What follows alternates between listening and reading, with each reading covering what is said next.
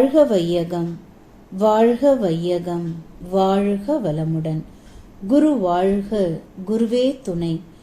தியானமே யோகம், யோகமே ஞானம். தமிழ் ஆனந்த யோகம் வாழ்க வளமுடன்.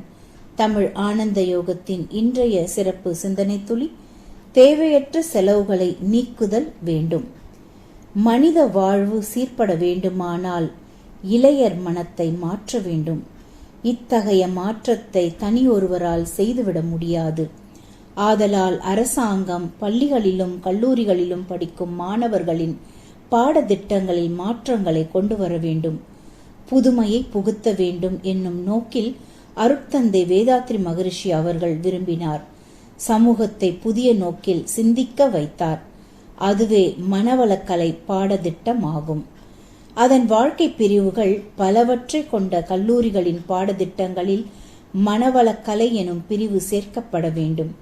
வருங்கால இளைஞர் சமுதாயத்தினர் தேவையற்ற செலவுகளை கட்டுப்படுத்த வேண்டும்.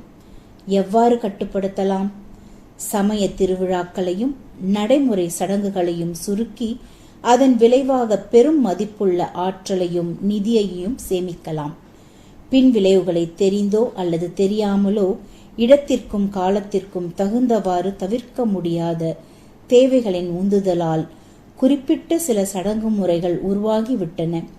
இதனால் பெரிய அளவில் பணமும் ஆற்றலும் வீணாக்கப்படுகின்றன. இத்தேவையற்ற செயல்கள் பண ஆற்றல் இழப்புகளோடு பிணக்கையும் உடல்நல இடையூறுகளையும் தோற்றுவித்து உடல்நலக்கேட்டை உண்டாக்கி நட்பையும் குலைத்து விடுகின்றன. ஆதலால் சமய திருவிழாக்களையும் நடைமுறை சடங்குகளையும் சுருக்கி அதன் விளைவாக பெரும் மதிப்புள்ள ஆற்றலையும் நிதியையும் சேமிக்கலாம். அதிலே மிக முக்கியமாக திருமணங்களை முன்னிட்டு ஏற்படும் தேவையில்லாத செலவுகளை பற்றி நீண்ட காலமாக மகரிஷி ஆழ்ந்து சிந்தித்து இறுதியாக உலகம் அனைத்திலும் உள்ள எல்லா தரப்பட்ட மக்களுக்கும் பொருந்துமாறு ஒரு சீர்திருத்த நெறி சார்ந்த திருமண முறையை வெளியிட்டுள்ளார். இவ்வித திருமணங்கள் பொதுமக்கள் முன்னிலையில் மணமகனும் மணமகளும் ஒருவரையொருவர் வாழ்க்கை துணைவராக ஏற்றுக்கொள்ள சம்மதிக்கிறோம் என்பதை ஏற்கனவே தயாரிக்கப்பட்ட ஆவணத்தை உரக்க படித்து உறுதி செய்துவிட்டு குழுமியுள்ள உறவினர் மற்றும் நண்பர்கள் முன்னிலையில் அதில் கையொப்பமிட வேண்டும். இதைத் தொடர்ந்து இந்த திருமணத்திற்கு தங்கள் ஒப்புதலை மனப்பூர்வமாக தெரிவிக்கும் விதத்தில் மணமக்களின் பெற்றோர் சபையின் முன்வந்து தம்பதியரை வாழ்த்த வேண்டும். பெற்றோர்கள் அந்த ஆவணத்தில் சாட்சிகளாக கையெழுத்திட வேண்டும். பின் அதில் திருமணத்தை முன்னின்று நடத்தி வைக்கும் மூத்த ஆசிரியரும் கையொப்பமிட வேண்டும். இறுதியாக கூடியிருப்போரில் 5 சமுதாயத்தின் சார்பாக சாட்சிகளாக கையொப்பமிட வேண்டும். அடுத்து தம்பதியர் மாலைகளை மாற்றிக்கொள்ள வேண்டும். திருமணத்தில் கலந்து கொள்ளும் எல்லோரும் வாழ்த்துக்கள் கூற வேண்டும். இத்துடன் திருமணம் இனிதே முடிவடைகிறது.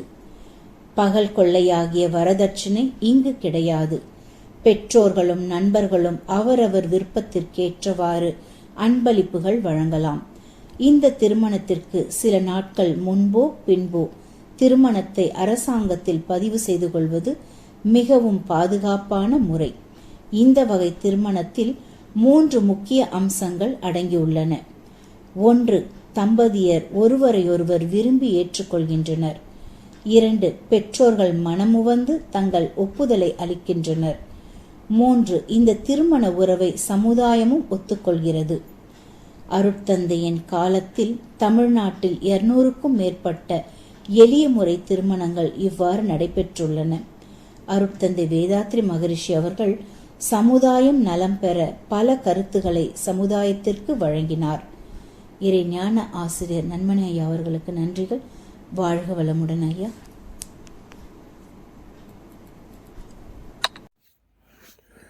வாழ்க வையகம், வாழ்க வையகம், வாழ்க வளமுடன். குரு வாழ்க, குருவே துணை. குருவின் மலரடி போற்றி. இன்றைய சிந்தனை துளிகள் வாசித்த ரிஷிபாபா அம்மா அவர்களுக்கு நன்றி. தியானமே யோகம், யோகமே ஞானம். தமிழ் ஆனந்த யோகம் வாழ்க வளமுடன். இன்றைய சிந்தனை தலைப்பு: தேவையற்ற செலவுகளை நீக்க வேண்டும். தேவையற்ற செலவுகள் என்று எதை புரிந்து கொள்வது? இதில்தான் இன்றைய சமுதாயத்தில் மக்களிடம் பல்வேறு கேள்விகள் இருக்கிறது. இந்த இடத்திலே இந்த சிந்தனையை முழுமையாக 100% செய்ய வேண்டும் என்று சொன்னால், தேவைகள் என்றால் என்ன என்பதை முழுமையாக உணர்ந்திருக்க வேண்டும். இப்பொழுதெல்லாம் சமுதாயத்தில் உணரக்கூடிய அளவுக்கு என்று கூட இல்லை. தேவைகள் என்ன என்றால் என்ன என்பதை சொல்லித்தருவதே இல்லை. அந்த அடிப்படையில் சமுதாயம் சென்று கொண்டிருக்கிறது. நீங்கள் பெற்றோர்களையே பாருங்களேன். குழந்தைகளிடம் உனது வாழ்க்கையின் தேவை என்ன என்று சொன்னால், பெரும்பாலான பெற்றோர்கள் சொல்லக்கூடியது வாழ்க்கையின் தேவை என்பது பணம். அந்த பணத்தை சம்பாதிப்பதற்கு படிப்பு, அந்த படிப்பை வைத்து பொருள் ஈட்டுவதற்கு வேலை அல்லது தொழில், இதுதான் தேவை என்று சொல்லிக் கொடுக்கக்கூடிய ஒரு நிலை வருகிறது. ஆனால் உண்மை என்ன என்று சொன்னால், எதற்கு பணம்? ஒன்று, சரி, அந்த பணத்தை பெறுவதற்குத்தானே படிப்பு? அப்படியா? அது ஒரு கேள்வியாக இருக்கிறது. படிப்பு என்பது பணம் சம்பாதிப்பதற்கு மட்டும்தானா என்ற ஒரு கேள்வி இருக்கிறது. சரி, வேலை அல்லது தொழில் அப்படின்னு சொல்கிறோம். வேலை அல்லது தொழில் என்பதில் எதற்காக வேலை செய்ய வேண்டும், எதற்காக தொழில் செய்ய வேண்டும், ஒரு கேள்வி இருக்கிறது. ஒவ்வொன்றுக்குள்ளேயும் பல அர்த்தங்கள் இருக்கிறது. எதற்காக வேலை செய்ய வேண்டும், எதற்காக தொழில் செய்ய வேண்டும் என்று கேட்டால், அங்கு கர்மயோகம் என்ற கடமையாரம் என்பதும் அதற்குள்ளாக நிச்சயமாக உணர்த்தப்பட்டிருக்க வேண்டும். அது இல்லை இப்பொழுது.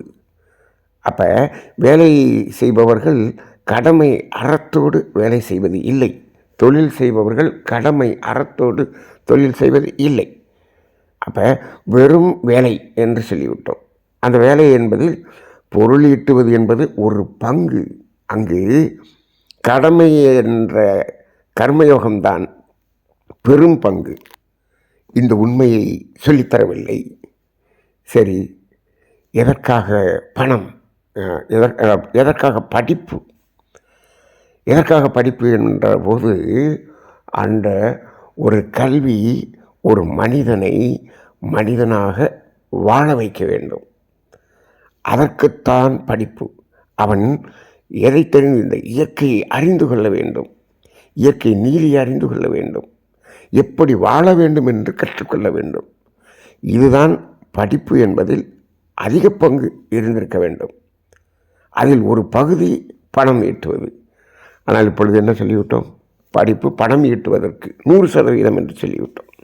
சரி, எதற்கு பணம்? எதற்கு பணம்? அதில் இப்போ என்ன சொல்லிட்டோம்? பொருள்களை வாங்கி அனுபவிப்பதற்கு என்று சொல்லிவிட்டோம். அப்படி தானே இன்றைக்கு சொல்லிக் கொடுக்கிறோம். எதற்கு பணம்? பொருள் வாங்குவதற்கு. எதற்கு பொருள்? தேவையை நிறைவு செய்து கொள்வதற்கு. எது தேவை? அது நம் உயிர் வாழ்ந்தே ஆக வேண்டும் என்பதற்கான தேவை என்பது 3. அதுதான் மகரிஷி அவர்கள் கொடுத்திருக்கக்கூடிய தேவைகள் 3.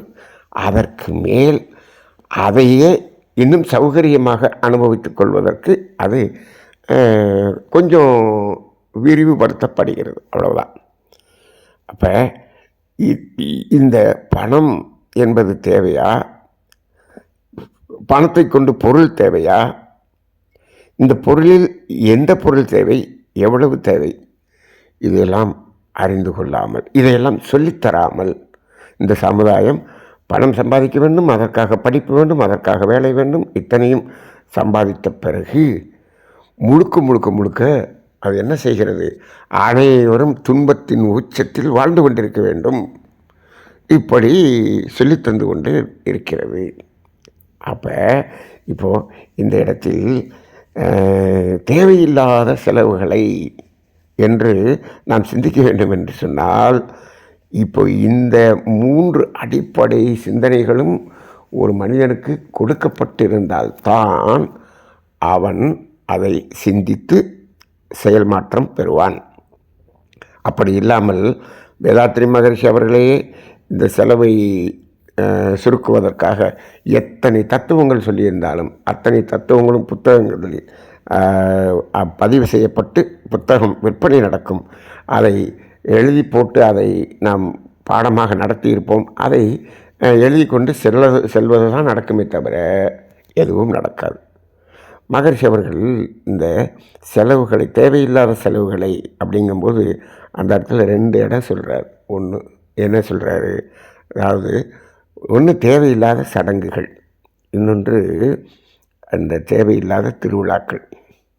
இதெல்லாமே இப்போது மகரிஷி அவர்கள் தெளிவாக வெளிப்படையாக என்ன சொல்கிறாரு, தேர் திருவிழா தவிர்த்தல் என்றே சொல்லுகிறார் ஒரு இடத்தில். இன்னொரு இடத்தில் என்ன சொல்லுகிறார், தேவையற்ற சடங்குகளை என்ன பண்ணணும் விட்டுட்டு கருத்துக்கு முக்கியத்துவம் கொடுங்கள் என்று சொல்லுகிறார். அப்போ இப்போ இங்கேயும் என்ன வருது பாருங்கள், சடங்குகள் கருத்துக்கள், கருத்துக்காகத்தான் சடங்கு, கருத்தோடு இசைந்த சடங்கு. இதுதான் நமது முன்னோர்களிடம் இருந்தது. அந்த கருத்து தான் முக்கியம், அதை சடங்கோடு இணைத்து கொடுத்தார்கள். அதுதானே இப்போ மகரிஷி என்ன சொல்கிறாரு, இதில் கருத்துக்கு அதிக முக்கியத்துவமா சடங்குக்கு அதிக முக்கியத்துவமா அப்படின்னு பாருங்கள். இப்போ நம்ம எப்படி பார்த்தோம், வேலையில், படிப்பில், பணத்தில் எதுக்கு அதிக முக்கியத்துவம், எது 2ஆம் இடம் என்று பார்த்தோம் அல்லவா? அதே போல் இந்த சடங்குகளில் கருத்துக்கு அதிக முக்கியத்துவம், சடங்கு 2ஆம் நிலையில்தான் வரும். அப்போ அப்படி இருக்க வேண்டிய ஒன்று அப்படி தான் இருந்தது. இப்பொழுது என்ன ஆகிவிட்டது என்று சொன்னால், சடங்குக்கு அதிக முக்கியத்துவம், கருத்துக்கு குறைந்தது என்று ஒரு காலத்தில் வந்தது. இப்பொழுது நான் அறுதிட்டு சொல்வேன், இன்றைய சமுதாயத்தில் இருக்கக்கூடிய 90% மக்களிடம் என்ன இருக்கிறது என்று சொன்னால், 100% சடங்கு, கருத்து என்றே தெரியாது. எதற்கு என்றே தெரியாது. அல்லது ஒரு 5% கருத்து, 10% கருத்து, 90% சடங்கு. இப்படி தான் இந்த சமுதாயம் வாழ்ந்து கொண்டிருக்கிறது. அப்படி என்றால் என்ன ஆகும்? இப்பொழுது அதை நோக்கி போய் கொண்டிருக்கிறது. இன்னும் கொஞ்ச நாளில் என்ன ஆகும், வெறும் சடங்கு தான் நிற்கக்கூடிய நிலை வரும். அப்போ அத்துணை சடங்குகளும் என்ன செய்யும் என்று சொன்னால், வீணான பொருள் விரயம், வீணான கால விரயம். அது மட்டுமல்ல, இந்த விரயம் இல்லாமல் வீணான ஜீவகாந்த உயிராற்றல் விரயம் வந்து உடலிலே நோய், உள்ளத்திலே களங்கம். இப்படித்தான் இந்த உலகம் வாழப்போகிறது என்பது தெளிவாக தெரிகிறது.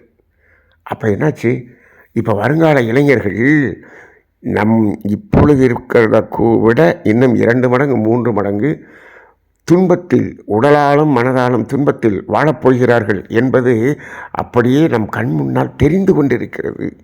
இப்போ ட்ரெய்லர் கூட போட்டலாம், படம் அவங்க ரிலீஸ் பண்ணுவாங்க. அந்த ட்ரெய்லர் முழுக்க எப்படி இருக்கும், உடலாலும் உள்ளத்தாலும் துன்பம், இப்படித்தான் இருக்கப் போகிறது என்பது தெரிகிறது. இவ்வளவு தெரிந்தும் நமது வேதாத்திரியம் அதை முழுமையாக மாற்றுவதற்கான தத்துவங்களை கொடுத்திருக்கிறது. இதையும் நாங்கள் உணர்த்தக்கூடிய அளவுக்கு கொடுக்க மாட்டோம், இதையும் தெரிந்து கொள்ள அளவுக்கு கொடுத்துவிட்டு நாங்கள் எங்கள் மதிப்பூதியத்தை வாங்கி கொண்டு செல்வோம் என்று வேதாத்திரி ஆசிரியர்கள் நடத்தி கொண்டிருக்கிறார்களே, இது எவ்வளவு பெரிய கர்மவினையை அவர்களும் சுமக்கப் போகிறார்கள் என்று மனம் வேதனைப்படுகிறது. ஏன்னா இது இவ்வளவு தெரியும் பொழுது இது மாற்றம் அடையக்கூடிய அளவுக்கு வரணும்ல.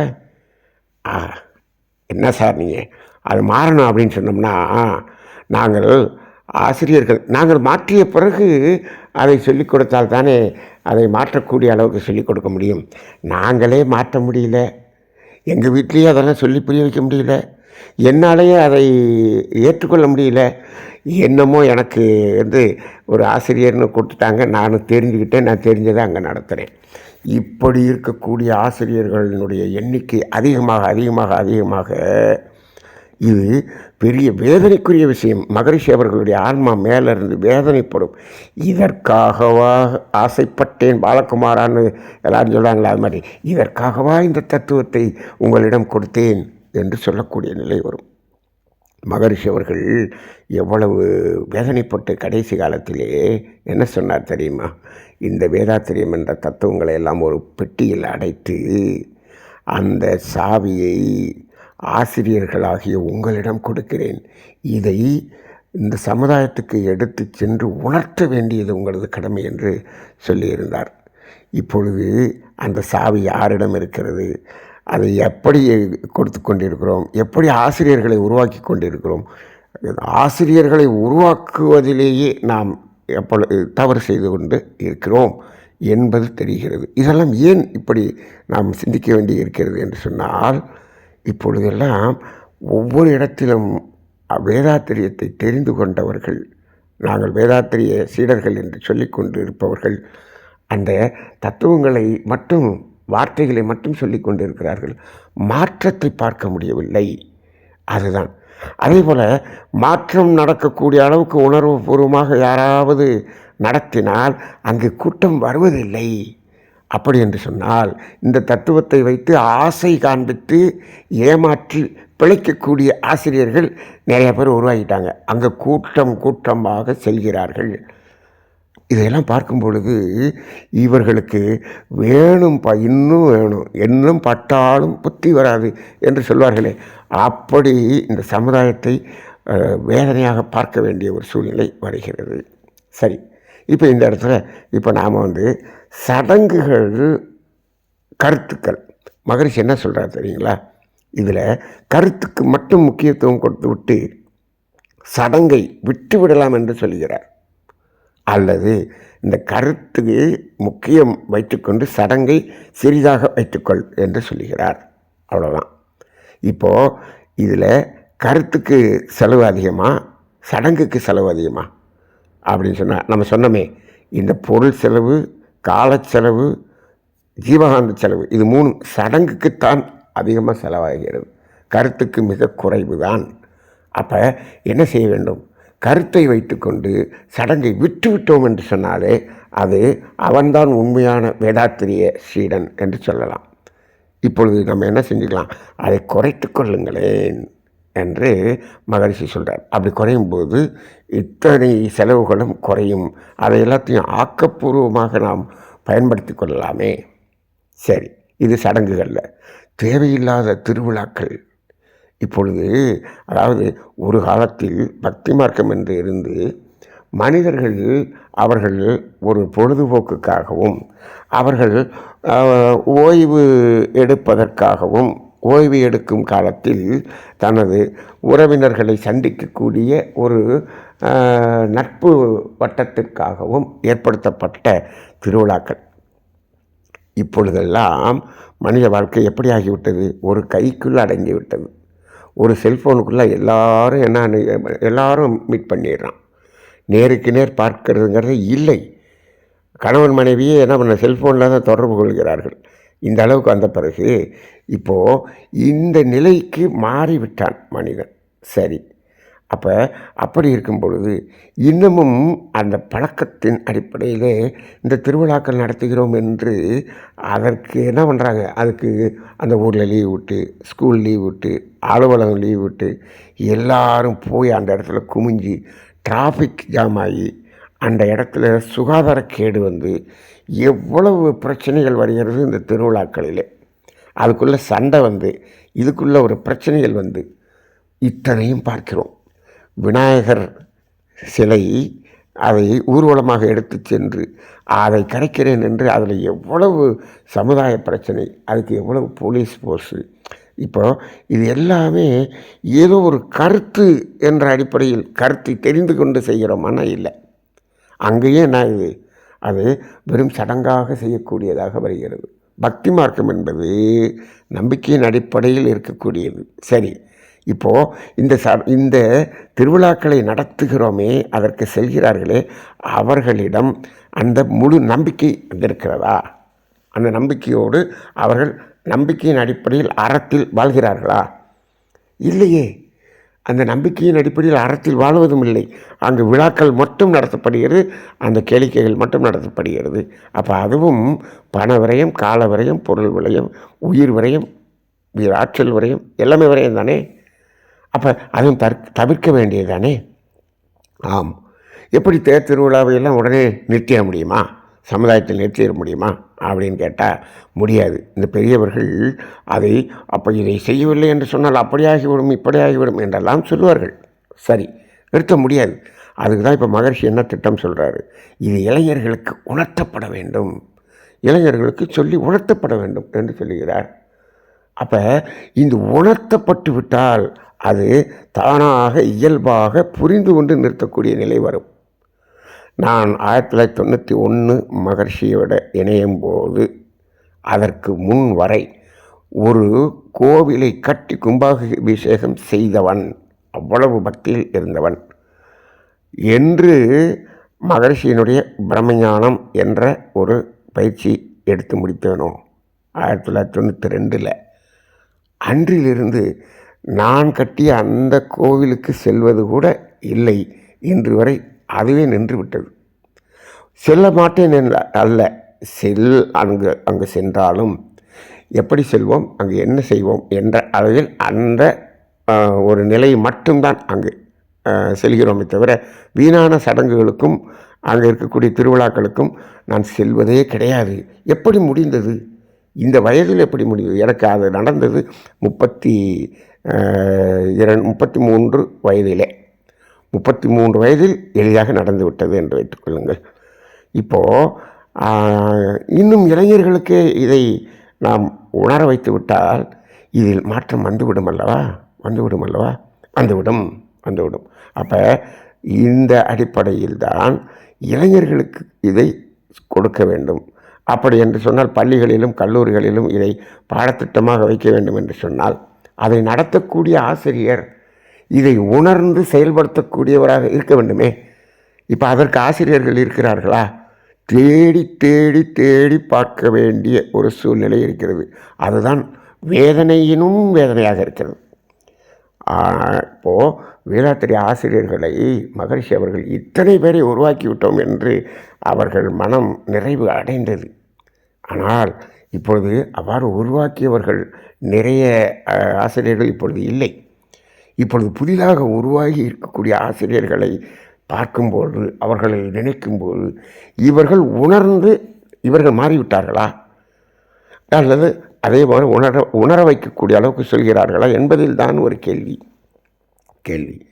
இந்த மகர்ஷியின் தத்துவத்தை வைத்துக்கொண்டு இந்த பயிற்சிகளை வைத்துக்கொண்டு எப்படி பணக்காரராவது கோடீஸ்வராவது எப்படி கார் வாங்கிறது, எப்படி நினைத்ததையெல்லாம் சாதிப்பது என்று சொல்லி கொடுக்கக்கூடிய நான் வேதாத்திரியர் சீடன், நான் சாதனை படைக்கப் போகிறேன், உங்களெல்லாம் சாதனை செய்யப் போகிறேன். என்ன சாதனை? இந்த உலகத்தில் நீங்கள்லாம் வசதியாக வாழக்கூடிய சாதனை உங்களுக்கு நிகழ்த்தப் போகிறேன் அப்படின்னு அவங்களுக்கெல்லாம் சொல்லிட்டு அந்த சாதனையை அவர் மட்டும் நிகழ்த்தி கொண்டிருக்கக்கூடிய ஆசிரியராக நான் சிலரை பார்க்கிறேன். என்ன செய்கிறார்? இத்தனை வரைக்கும் ஆசையை காமிச்சிட்டு கடைசியில் அவர் லட்சமாக அவர் சம்பாதித்து கொண்டிருக்கிறார். இதை பொருளீட்டுவதற்காக வேதாத்திரியத்தை பயன்படுத்தி கொண்டிருக்கிறார். இப்படியெல்லாம் மாறிவிட்ட ஒரு சூழ்நிலையை பார்க்கும் பொழுது மகர்ஷியினுடைய ஆன்மாவிலிருந்து அங்கு கண்களில் ரத்தம் வடியக்கூடிய நிலைதான் வரும் என்று பார்க்கக்கூடிய நிலை. அப்போ இந்த இடத்துல நமக்கு என்ன தேவை என்று சொன்னால், இது பள்ளி கல்லூரிகள் எல்லா இடத்திலும் கொடுக்கப்பட வேண்டும். ஆனால் அதை உணர்ந்து கொடுக்கக்கூடிய, உணர்ந்து தன்னை மாற்றிக்கொண்டுன்னா நம்ம அடிக்கடி நம்ம தமிழானந்த யோகத்தில் சொல்லுவோம், நீங்கள் 100% மாறிவிட்டு இதை சொல்ல வேண்டும் என்று நினைக்காதீர்கள் என்று சொல்லுவோம். 100%. இப்போ நானே 100% என்னிடம் செயல் மாற்றம் வந்துவிட்டது என்று சொன்னால் நான் எந்த தத்துவத்தையும் சொல்வதை நிறுத்தி விடுவேன். நான் சொல்லவே மாட்டேன், நிறுத்தி விடுவேன். ஏன்னா இது நான் பாட்டுக்கு அமைதியாக உட்காந்துருவேன். அப்படி ஆகிப்போரும். இல்லை, இப்போது நான் 100% உணர்ந்து ஒரு 50% மாறி இருக்கேன் என்று வைத்துக்கொள்ளுங்கள். 50 60 மாற்றுறதுக்காக நான் மற்றவர்களுக்கு இந்த தத்துவத்தை சொல்லி கொண்டிருப்பேன். நான் சொல்லுவது, இந்த தத்துவத்தை சொல்வது நான் 50%லேருந்து 60% மாறுவதற்காக சொல்லுகிறேன் என்று சொன்னால் அவர்தான் உண்மையான வேதாத்திரிய ஆசிரியர். எனக்கு இந்த ஒரு நாளைக்கு இதை சொன்னால் இவ்வளோ ரூபாய் கிடைக்கும் என்று சொன்னால் அவர் வேதாத்திரிய துரோகி என்று தான் சொல்ல வேண்டும். பணத்துக்காக தத்துவம் பேசுவது, பணத்துக்காக ஆன்மீகம் பேசுவது, இதெல்லாம் இப்பொழுது அப்படி ஆகிவிட்டது. பணத்துக்காக ஆன்மீகம், 1 மணி நேரத்துக்கு இவ்வளோ ரூபாய் என்று ஆன்மீகம் பேசக்கூடியவர்களெல்லாம் இருக்கிறார்கள். அது அத்தனையும் கர்மவினை மட்டுமே. மகரிஷி அவர்கள் அல்ல, இன்னும் நமது முன்னோர்களே எப்படி இருந்திருக்கிறார்கள் என்று பாருங்கள். அதாவது இந்த மருத்துவம், ஜோதிடம், இந்த மாதிரி மக்களுடைய துன்பம் போக்குறதுக்கு எதை செய்தாலும் அதுக்கு காசு வாங்கக்கூடாது, அப்படி இதுக்கே காசு வாங்கக்கூடாதுன்னு சொன்னால், இங்கே இந்த தத்துவத்தை கொடுப்பதற்கு பணம் என்ற ஒரு நிலையை வைத்து விட்டோமே. அதற்காக பேசுகிறோம். ஆன்மீகத்துக்கு பணம் வாங்கி கொண்டு ஆன்மீகம் பேசுவது எப்படி போய்விட்டது. சரி, இந்த இடத்திலே மகரிஷி அவர்கள் இந்த செலவுகளை குறைப்பதற்கு இந்த திருமண சடங்கு இதில் தான் எக்கச்சக்கமாக செலவாகுது அப்படிங்கிறத வச்சு அதற்கு என்று ஒரு திட்டத்தை கொடுத்தார்கள். அதற்கு ஒரு அறக்கட்டளையே அவர்கள் தொடங்கினார்கள். அதாவது இந்த உலக சமயம் என்று அவர்கள் அந்த சமயம் என்ற வார்த்தையை வைத்து ஒரு அறக்கட்டளை தோன்றி திருமண திட்டத்தை இப்படி செய்து கொள்ளுங்கள் என்று சொன்னார். அதில் அவர்கள் சொன்னது சில முக்கிய கருத்துக்கள் என்பது இருக்கிறது. அதோடு இந்த சிந்தனையிலே ஒன்றை நாம் உணர்ந்து கொள்ள வேண்டும். மகரிஷி அவர்கள் என்ன சொன்னார்கள் என்று சொன்னால், இந்த கருத்துக்கள் ஒரு 3 கருத்துக்கள் இங்கு கொடுக்கப்பட்டிருக்கிறது. மணமகனும் மணமகளும் இசைவு செய்து அதில் கையொப்பமிட வேண்டும், இசைவோடு நடக்க வேண்டும் என்பதற்காக. மணமகன் மணமகளினுடைய பெற்றோர்கள் இசைவு தெரிவித்து கையெழுத்திட வேண்டும். சரி, அதற்கு சமுதாய சாட்சிக்காக ஒரு 5 பேர் அதில் கையொப்பமிட வேண்டும். இதை நடத்தி வைக்கக்கூடிய பேராசிரியரும் அதில் கையொப்பமிட வேண்டும் என்று ஒரு நிலை கொடுத்தார். இதற்கு மேல் ஒன்றே ஒன்று, அது மகரிஷி அவர்கள் சொன்னது, 1000 பேர் 2000 பேரை கூட்டி இந்த திருமணத்தை நடத்த வேண்டும் என்று அவசியமில்லை என்று சொன்னார். எப்படி சொன்னாருன்னா, நீங்கள் யாரை கூப்பிடணும், எவ்வளோ வரை கூப்பிடணும், உங்களது உறவுகளிலும் நட்புகளிலும் 100% இவர்கள் இந்த மணமக்கள் நன்றாக வாழ வேண்டும் என்று சற்று அளவு கூட பொறாமை இல்லாத அந்த உறவுகளையும் நட்புகளையும் மட்டும் அழைத்து நீங்கள் இந்த திருமணத்தை நடத்தி கொள்ளுங்கள் என்று சொன்னார். அவ்வளோதான். இதை அரசாங்கத்தில் பதிவு செய்ய போகிறோம். அந்த சாட்சிக்கு அந்த உண்மையான வாழ்த்தக்கூடியவர்கள் மட்டும் வந்தால் போதும் என்று சொன்னார். நீங்கள் 1000 பேரை கூப்பிட்ற இடத்துல 50 பேர் தான் உண்மையாக வாழ்த்தக்கூடியவர்களாக இருப்பார்கள். அப்போ என்ன பண்ணலாம், அந்த 50 பேரை மட்டும் வச்சு நடத்திக்கலான்றார். ஆனால் அதில் ஒரு சிக்கல் வரும். ஒரு 50 பேரை மட்டும் நீங்கள் வச்சு நடத்தினீங்க அப்படின்னு சொன்னீங்கன்னா, அந்த 50 பேரில் ஒரு 5 பேர் இருப்பாங்க. அவருக்கு அண்ணன் தம்பி எல்லாத்தையும் கூப்பிடாமல், இவரை மட்டும் அண்ணனை கூப்பிடாமல் தம்பியை கூப்பிட்டப்பா அப்படின்னு ஒரு பேச்சு வரும். அப்போ அந்த உறவுகளில் இதுக்காக அவங்களையும் கூப்பிட வேண்டியது இருக்கும். சரி, மகரிஷி என்ன சொல்லுவாங்க, சரி விடுப்பா, அப்படியே மிஞ்சி போனாலும் ஒரு 200 பேர் வச்சுக்க, இதுக்கு மேலே எதுக்கு அப்படின்னு சொல்கிறார். இதற்கு மேல் கண்டிப்பாக வராது. இப்பொழுதெல்லாம் 1000 பத்திரிக்கை அடிக்கிறோம், 3000 பேருக்கு சாப்பாடு போடுறோம். நாம் சமீபத்தில் பார்த்தோம் அல்லவா, 5000 கோடியில் ஒரு திருமணம். எதற்கு? அப்போ இதை வைத்துக்கொண்டு அவர் என்ன பண்ணலாம், ஒரு பெரிய ஃபேக்ட்ரி கட்டி ஒரு 5000 பேருக்கு வேலை கொடுத்துருக்கலாம். அல்லது இந்த அரசாங்கத்தில் ஒரு பெரிய எத்தனை தேவைகள் இருக்கிறது, இந்த சமுதாயத்துக்கு தேவையான பல திட்டங்களுக்கு அவங்க என்ன பண்ண நன்கொடை கொடுத்துருக்கலாம். ஏதாவது செய்தார்களா? வெறும் ஆடம்பரம். இப்போது இதெல்லாம் யாருடைய பணம்? அது என்னுடைய பணம் என்று சொல்லுகிறார்கள். இல்லை, மக்கள் ரத்தத்தை சுரண்டி பொருள் ஈட்டிய அந்த பணம். அப்படி தானே? அதை எப்படிங்க நாங்கள் பிஸ்னஸ் பண்ணோம் சம்பாரித்தோம் அப்படின்னு. பிஸ்னஸ் பண்ணால் சம்பாரித்தோம், எதுக்கு? தேவையை பூர்த்தி செய்ய. தேவைக்கு மேலே இருக்கிறதெல்லாம் சமுதாயத்தினுடைய இது. அப்போ அது வரியாக கொடுத்து சமுதாயத்தின் மூலமாக வந்திருக்க வேண்டும், அல்லது நீங்கள் நேரடியாக ஈஸியாக கொடுத்திருக்க வேண்டும். அதை இப்படி செலவழித்தால் அத்துணையும் கர்மவினை. இப்படி ஒரு திருமணம் நடத்தினால் அந்த மணமக்களினுடைய வாழ்க்கை நன்றாக இருக்குமா?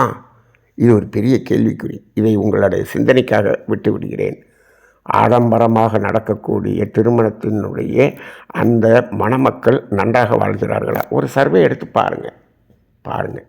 எவ்வளவு ஆடம்பரமாக போகிறோமோ அங்கே அவ்வளவு எதிர்மறையான அலைகள் அங்கு அதிகமாக பதியப்படுகிறது என்பதையும் தெரிந்து கொள்ளுங்கள். அப்போ மகரிஷி இந்த திருமணம் ஒன்றில் மட்டும் ரொம்பவும் தேவையில்லாத செலவுகளை குறைக்கிறது அப்படிங்கிறதுக்காக இந்த திட்டத்தை கொடுத்தார்.